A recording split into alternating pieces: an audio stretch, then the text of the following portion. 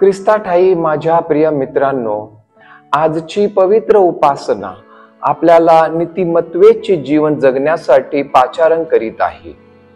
आजच्या पहिल्या वाचनामध्ये आपण ऐकतो की कशा प्रकारे सुसान्ना या निष्पाप स्त्रीला व्यभिचारासारख्या मोठ्या पापामध्ये गुंतवण्यासाठी लोकांनी प्रयत्न केला आणि तिचा न्याय करण्यासाठी आणि तिला दगडमार करून ठार करण्यासाठी ही लोक तिच्या जीवावरती उठलेले होते।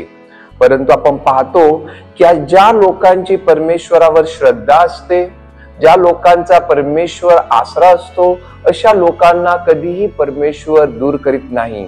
तर संदेष्टा दानियल हा आपल्या दैवी ज्ञानाने या निष्पाप स्त्रीची सुटका करतो। आजच्या दुसऱ्या वाचनामध्ये, आजच्या शुभवर्तमानामध्ये आपण ऐकतो की व्यभिचाराच्या पापामध्ये अडकलेल्या पकडलेल्या स्त्रीला घेऊन त्या लोकांनी प्रभूकडे ते घेऊन आले, जेणेकरून प्रभू येशूला त्याच्या स्वतःच्या शब्दामध्ये ते अडकवतील। आणि तेव्हा आपण पाहतो प्रभू येशू सांगतो त्यांना की तुमच्यापैकी ज्या कोणी कधीही पाप केलं नाही त्याने या स्त्रीला पहिला दगड मारावा। नसेल जो कोणी पापी तुम्हामध्ये दगड मारावा पहिला त्याने। आणि आपण पाहतो की मोठ्यापासून छोट्यापर्यंत ते सर्वजण निघून गेली, हातातले दगड त्यांचे गळून पडले, कारण प्रत्येक जण पापी होता।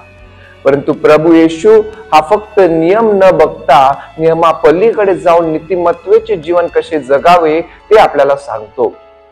प्रभू येशूने नवीन नियम सांगितला, ज्या कोणी कधीही पाप केलं नाही त्याने पहिला दगड मारावा। आणि त्या अर्थाने आपण पाहिलं ती स्त्री आणि प्रभू येशू दोघेही तिथं होते। प्रभू येशू ज्याने कधीही पाप केलं नाही आणि ती स्त्री, तिला तिचा गुन्हा माफ होता आणि सर्व काही तिने जे पाप केलं होतं ते सर्वांच्या समोर होतं। परंतु त्या नियमाने न वागता की ज्याने कधी पाप केलं नाही त्याने पहिला दगड मारावा, त्या अर्थाने प्रभूने पहिला दगड तिला मारायला हवा होता। परंतु नियमाच्या पलीकडे जाऊन नीतिमत्वेचे, देवाच्या प्रेमाचे जीवन कसे जगावे ते प्रभू येशू आपल्याला सांगतो। आणि प्रभू येशू तिला सांगतो, मी तुला शिक्षा करत नाही, जा आणि पुन्हा पापामध्ये राहू नको, पाप करू नको।